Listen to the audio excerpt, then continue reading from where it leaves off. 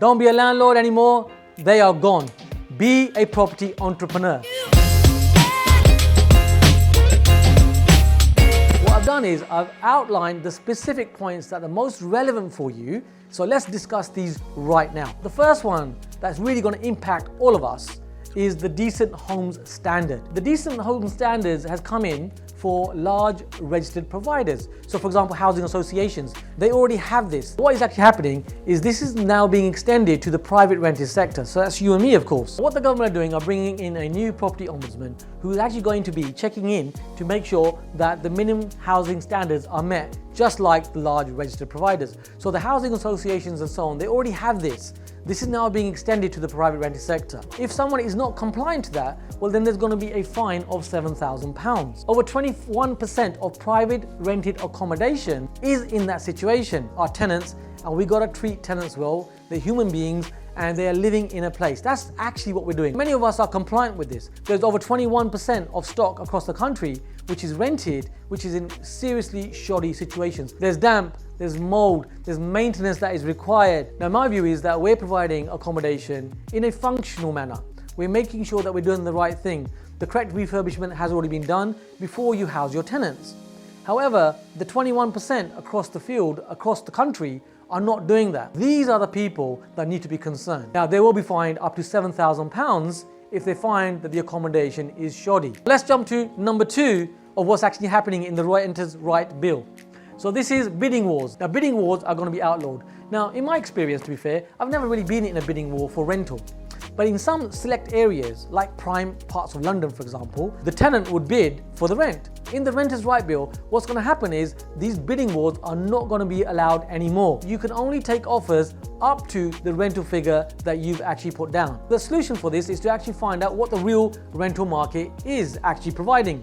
And if you're in an area where there's a high demand, well of course you're within your rights to add a further 5 to 10% to that, and you put that up there so that you can demand the correct rent for your property. You will have your figure that you've calculated right from the beginning.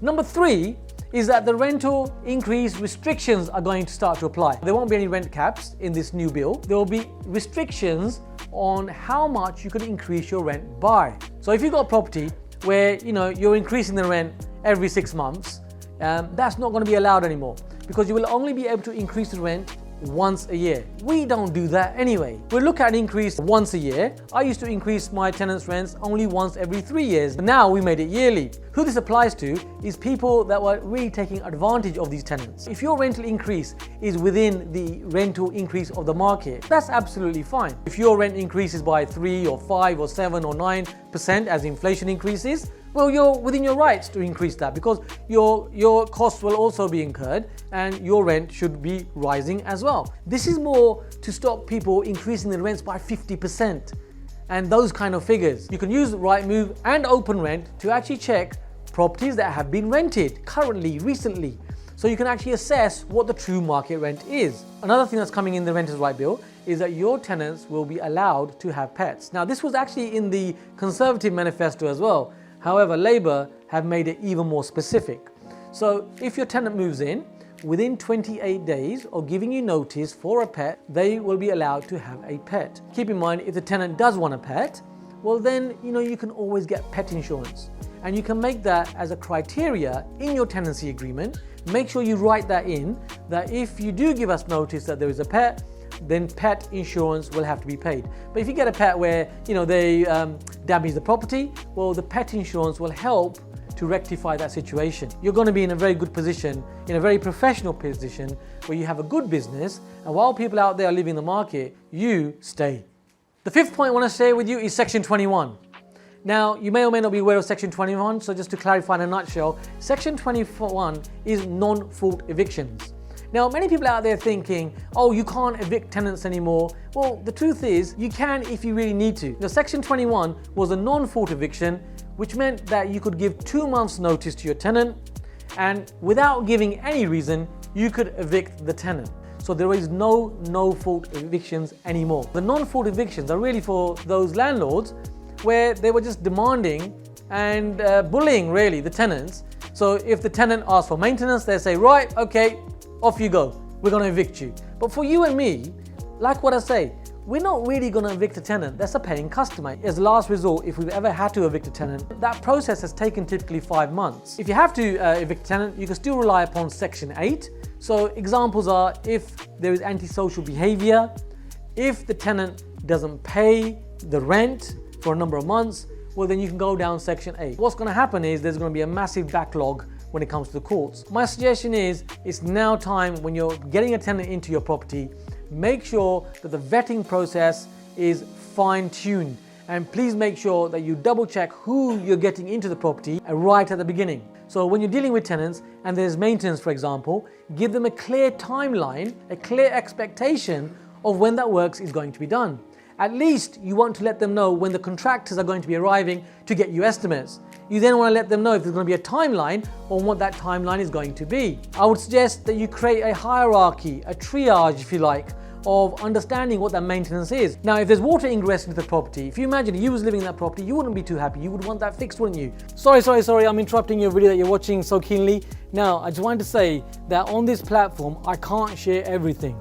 There's a lot more information that you need to know and you need to be able to apply and really find out what is going on. So if you want to get the unfiltered version of all of this, well, you can actually download it here right now.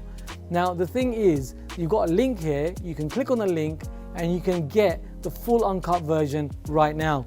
I'm only going to make this available to 100 people. It's the first 100 downloads, and after that, we're going to have to take it down because we don't really know who's watching, and it's for the first 100 people. This platform won't allow me to share the things that you really need to hear and assess and deal with and move forward in property. So you can get this right now by clicking on the link. First 100 people. Please carry on watching the video, or you can download this right now. Number 6 is periodic tenancies.